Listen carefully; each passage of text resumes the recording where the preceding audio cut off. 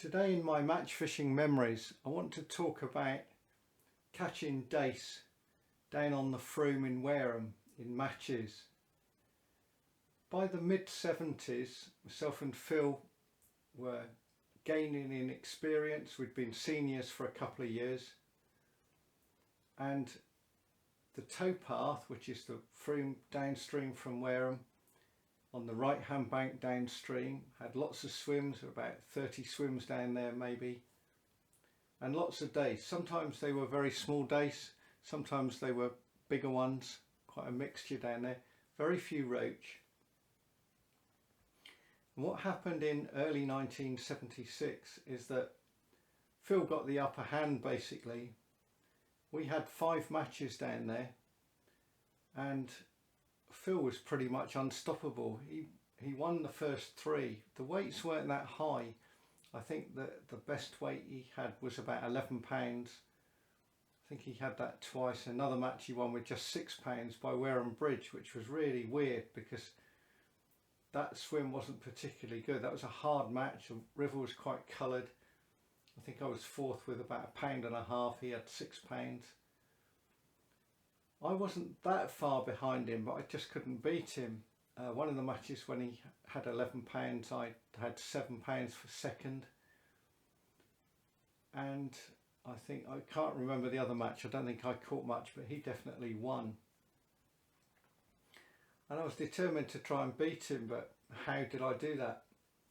Anyway, we got to the 4th match and we had a strange tide in. The tide was running the wrong way, coming upstream, and I started to catch plenty of dace, small dace, from a swim that it must have been a rover, because I think I found an area where there was about 50 yards with no swims and just Norfolk reed beds, and I went in there and bashed out a swim and caught about 8 pounds, and Phil was second. You really couldn't keep a good man down. The final match, it was, as was often the case in March, it was clear it was going to be a tough match, and again it was a rover. We seemed to have an awful lot of rovers back then, and I'd just got a Mitchell match for the very first time, and I decided to fish opposite the quay, the swim that Phil had won off the first match of the series. And I set up a cane and balsa antenna float, fairly thin tip, homemade, taking about 7BB lock-in and just a couple of number 6s down the line, and I cast it out as far as I could, and I catapulted maggots out as far as I could. I think the wind was upstream and the river was quite clear. The tide was sort of stood around not doing much. There wasn't a great deal of flow on the river, and I started to pick up dace almost as if I was fishing on the quay swim on the other bank, and I had about 2.5 pounds, and I think Phil got as close as he could to me within the rules, which was sort of 20 yards, and I can't remember whether he was second or third. He was quite high up. So 5 matches, Phil had won 3 and come close in the other 2. I'd won 2 and had a couple of reasonable results. This was a sort of good omen for the following year, the 76 season. After the drought of the summer, we got into the winter, and we had a couple of matches before Christmas, one in the November, and for some reason I think they must have been pegged down, and they put in one peg just above Wareham Bridge, and this one peg was full of roach, good roach, and Phil went and drew it.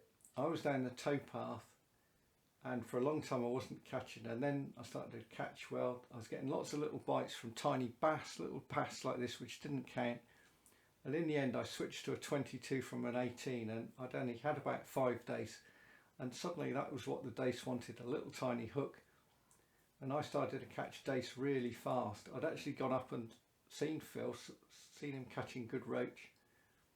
There's no way I was ever going to beat him. He had 27 pounds of roach, which I dare say there wasn't a single roach caught on the towpath that day. I had 13 pounds, I think 12 pounds, 13 pounds for second. The following match I think we had a hard frost and virtually nothing was caught. I think I had about half a pound for fourth. I don't remember who won that, but it was just getting a couple of bites. I think I had a half pound dace and a couple of tiddlers to go with it. That was it. And there were actually 3 matches before Christmas, and the Christmas match was again pegged with this one swim above the bridge and the whole of the towpath, but a really, really hard frost, about 6 degrees of frost. And what happened was that someone who was not particularly experienced drew that swim above the bridge and caught 12 pounds of roach. I should have had a lot more, but it was just an absolute flyer on the day. And there wasn't a single fish caught on the towpath. Now, I've said before about the point system, how many pounds. The Christmas match was quite a big match, and this person had caught 12 pounds. No one else scored anything. And it put this person, who was also was younger than us, in a strong position in the overall points. And I remember him looking at the points in the January meeting, saying, oh, I could catch up, because I was leading the points at that time. And there were 3 matches left, all on the towpath, and they wouldn't include that one flyer above the bridge. They'd just be on the towpath. And he didn't realise I was behind him, and I said, if it's a fair match on the towpath, I'm going to wipe you out. Little did he know, or I know, what would actually happen. On the first match, we started off on low tide, and then a very big tide coming up the river very fast. And the moment it started to flow the other way, which was sort of 15 minutes from the start, I started to catch dace right under my rod tip at 16 pounds of small dace, which, believe it or not, was a match record for the towpath, not for the including above the bridge. The weights were never that high on the towpath back in those days. 10 or 11 pounds was very good. And I ended up winning the match with 16 pounds. And the guy who said he was going to threaten me on winning the points came nowhere. So my advantage over him had opened up, and I'd opened up an advantage on anyone else who was chasing me as well. The next match, we finally got perfect conditions. The river had a little bit of colour and a perfect tide, a neap tide, so it just carried on flowing fairly pacey all day long. It did go up and down a little bit, not a great deal, not 5 foot, but just maybe 18 inches. And by then, I think Phil was definitely driving, so we got hold of a lot of bait. I think I had 5 pints of bronze maggots. Fishing a 5BB pacemaker, we weren't really into the stick floats back then, although we used the bigger Ivermark sticks, but pacemakers was superb for this sort of dace fishing. And it was a 6-hour match, so I just basically hammered out dace for 6 hours and finished up with 32 pounds, club match record at the time. All quality dace, around about 5 to the pound, the odd ones at 6, 7, 8 ounces, the odd small ones. A couple of people had 15 pounds, I think Phil had about 10 pounds for fourth. And by then I was pretty much uncatchable. The last match was interesting that season. The river, we'd had those big weights. We had a team match the week after that, those big weights, and it was a huge tide and we all struggled. It was very windy. I think I was fourth with about 6 pounds. A match against Wimborne, and I was top for Wareham. We just didn't do that well. But the last club match, I had a huge bag of roach on the Friday, the day off work.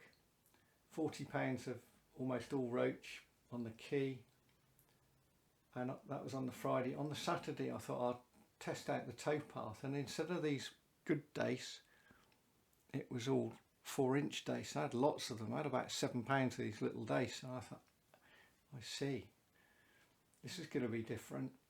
And what that meant is, instead of fishing bronze maggots for the little ones, you wanted either yellows or white maggots. They were much better than bronze. And instead of the sort of 18 hook and bagging up, now it was down to 22s and fishing more finesse. I got a good draw right down at the bottom, caught just under £3, and that was enough to win. So I got my 3 wins, and the guy who said he was going to threaten me was totally buried by then. I don't think he even came in the top 3 in the championship. The following season my eyesight was going, and we had a match against Wimborne scheduled for early December, and by then I was waggler fishing a great deal more, and I was learning that the waggler was very good on the towpath in the right conditions, as were the pacemakers. And we had a match against Wimborne,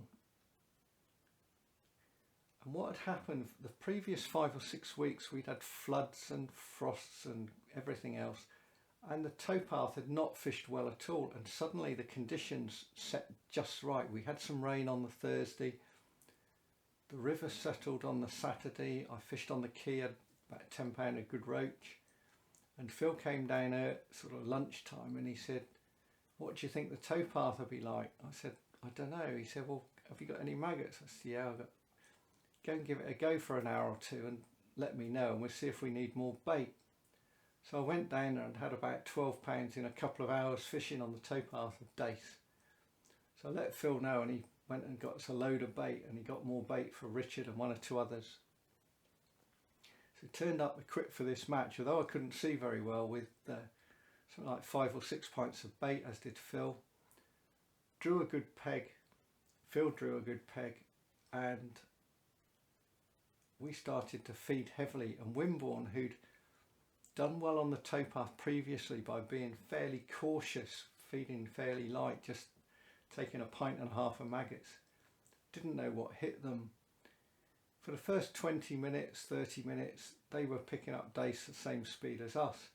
But once that, there were a lot of fish there, and you needed a lot of bait. Feeding light was all very well, but if someone on the next peg, when you've got a massive shoal of Dace in front of you, is feeding heavily, we just drew the fish off them. And it was just a slaughter, but my eyesight and the light was quite poor that day. It's quite overcast, perfect conditions, not much, just a breeze. And I had a youngster helping me, sat behind me. I'd cast in, catapult out some bait, and he'd say strike, and I'd strike, there'd be a fish on the end, which was just crazy really. And I drew about peg 5, and it's alternate pegs. Peg 1 was the bottom peg where Richard, who I've mentioned before, was on that one. And at about 12:30, Richard came up on a bike. I said, "Where are you going?" He said, "Oh, I've got my Sunday dinner. I've got my Sunday dinner for 1:45. I said, "But it's a team match." He said, "Oh, that's all right, I'm beating the bloke next to me, don't worry." About 30 or 40 minutes later, he came back. He said he went back to his peg and just carried on where he left off, catching fish. And when we got to the weigh-in, it was clear that a couple of the Wimborne anglers had double figures. I think one had £17, one had 13, but the rest of them had £1 or 2. And the weights went something like, Richard had £13 off peg 1, their guy had £1 off peg 2. We had someone with £17 off peg 3. The guy next between me and him had £2. I had £25. The guy above me had about £2, and so on. And Phil had got a pound roach in the last 5 minutes, and he beat me at £25 8 ounces. And I often think, what would I have caught if I could have seen the float?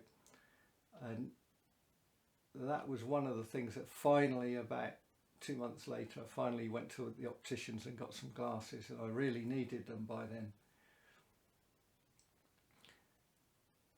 A year or 2 later, the towpath was still fishing well, and one of the things that Phil and myself always dreaded was a good day on the towpath where we drew next to each other, because we weren't top anglers, but we knew about the feeding, we knew how important it was to draw the fish off the people on the next swim, to stop the person above you pulling the fish off you. And we dreaded drawing next to each other because we thought we would cancel each other out. It would be a real fight. Anyway, come the February, like I say, a year or two later, it finally happened. It only ever happened once on there. And Phil drew above me. I had an empty peg below me. These were really good pegs. And then there was someone 2 swims down about 50 yards below. And Phil was about 20 odd yards above me. So I figured, we both had lots of bait, that I had to make sure that I didn't bring my dace too far up.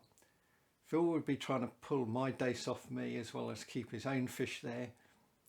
And I would be trying to draw the fish out of the empty swim, which is an advantage, so I could keep the fish down a bit and not worry about whoever was below me.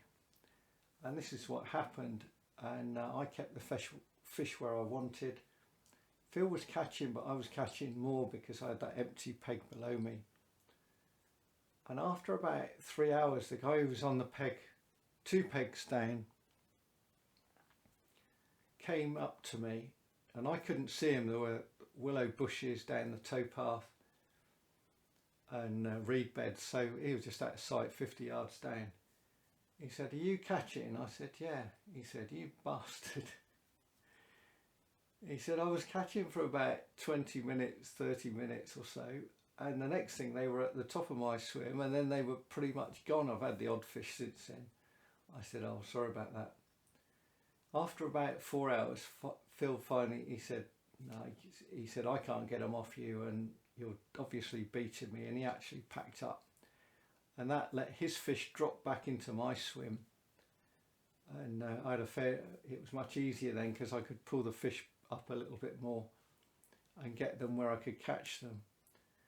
But we were right in the cancelling out, because I did win the match with just under £20, but someone else also had £19. But I beat them by what was basically one big dace, £0.5. Phil had he did weigh in about £9, but it was exactly like we said, if you get 2 good anglers like that, they can cancel each other out.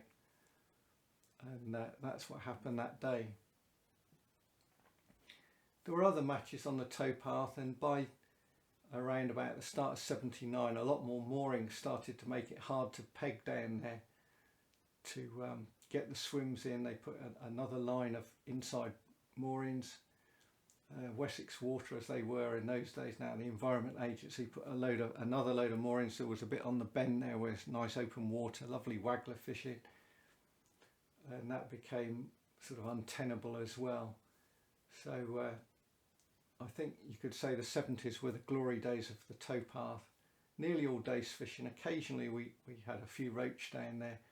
I think we did have a summer match in about '74. I caught some roach. I think I mentioned it before, but by and large it was dace fishing with the odd roach. And a very useful sort of learning curve for our match fishing in later days, but it showed how mobile dace are, certainly far more mobile than roach. Roach can be drawn off the next peg, but not as easily as dace, and dace you've really got to have your wits about you. Even if you've got every dace in the river in front of you, it doesn't mean someone can't draw them up from you quite easily.